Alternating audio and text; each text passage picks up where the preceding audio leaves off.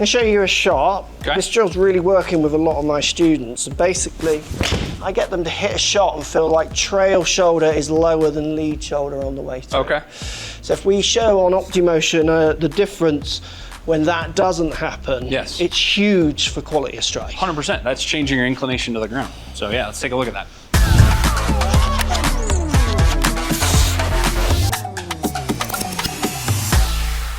So Mark, here's the swing on the left that a lot of students probably struggle with. The tops, the thin shots, the inconsistent strikes. Yeah. This is addressed obviously with both of these. And then this is the swing you just made where we were talking about keeping your right shoulder down. So let's talk a little bit about what you're looking at here first, and then we'll go to impact and show the difference. So what I like about this is they're both very similar. Mm-hmm.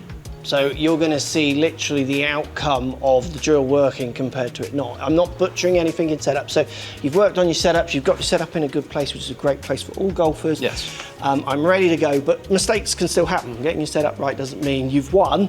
It's a step towards winning. Now, if we move these into impact, quite the deviation away from that original number.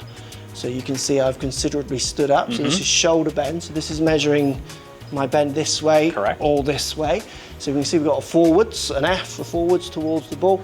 So 37 on my better strikes to back down to 24 or up to 24 when I hit the ball. So the way that this should work is on average tour players start at about 40 degrees forward. Okay, and then by the time they hit, they're at 34. So there is some of that extension or that backwards movement that you're talking about, but it's only about 6 degrees, okay? If we look at both of these, you were set up essentially, call it 43 to 45 degrees forward on both of them. Yeah. Big deviation here, almost 20 degrees, right? Compared to this one, where we're much closer to that 6 degree range that we're looking for. So this is, again, where I think OPTIMOTION can be really cool. You can see the color codes make it really easy for a student. As a coach, I would look at this and I go, yeah, even though the number's yellow, the pattern is what you want. Absolutely. Versus this one, blue generally means when we're talking with students like, ooh, blue is more than tour average. That's typically a good thing. Yeah. Well, in this case, this is really bad. And what's really cool here is we've got these key points that we can highlight as well. So I'm gonna take us back to address. This is your inclination to the ground, both of these yellow lines. And then we look at impact. You can see how dramatically those inclinations have changed. That's what you're talking about when you're talking about quality of strike. 100%. The chances of me getting this club down to the ground in a position where my ball and ground contact is going to be repeatable and successful is really slim. Now, just out of interest, for some, like when I do videos in this, you get, well, there's some great golfers who do really stand up, and there is, and they're great golfers. If I hit better shots making this movement, all OPTIMOTION is allowing me to do is quantify what movement I make to allow me to make better shots. Correct. I would rather have this number because by luck it's closer to tour averages. Yes. I'm just falling into the averages. I'm in that middle bin. I could be an outlier and you could absolutely be an outlier, for sure. But on this occasion, I'm absolutely not. This one, I'm gonna have to butcher this to try and get down to the ball. Yes. Something in here might need to happen. Or I'm gonna have to do a lot of this, which is a lowering, but then that's gonna put the club way back behind the ball. Hit a lot of fat shots. You'll still probably hit some tops and some thin ones. So you see people get round this conundrum, but they do it in a way that makes them an outlier, unfortunately, on the lower end. Correct. They sacrifice speed, they sacrifice strike, they do all those things to basically compensate for this movement.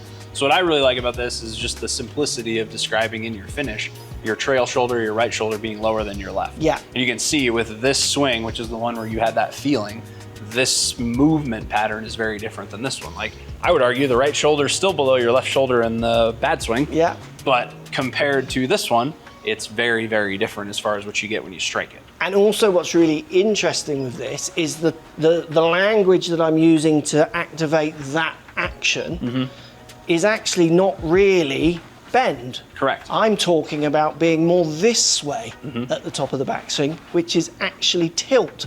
But by me having that feeling and using that language, for lots of golfers watching, it really improves that number. Correct. So that is the beauty of coaching with technology, but then using language that resonates maybe with a student. Bingo. Rather than me just going, you need more shoulder bend and you hit the ball, and them going, well, how on earth do I do that? And nobody's gonna know how to do that. Correct. I think what's really cool about what you described is when you finish, it's very easy to tell, is your trail shoulder below your lead shoulder. Yeah. Like, is my right shoulder as a right-handed golfer below my left? Well, if it's not, I'm gonna look like this. Yeah. Well, you wheel that back to impact, now everything's much more vertical and it's gonna be much harder to strike it. So really, really simple, easy checkpoint. Really, if this is a problem that you have, that'd be a great way to work towards solving it, and using some technology like this would just make it even easier. Absolutely.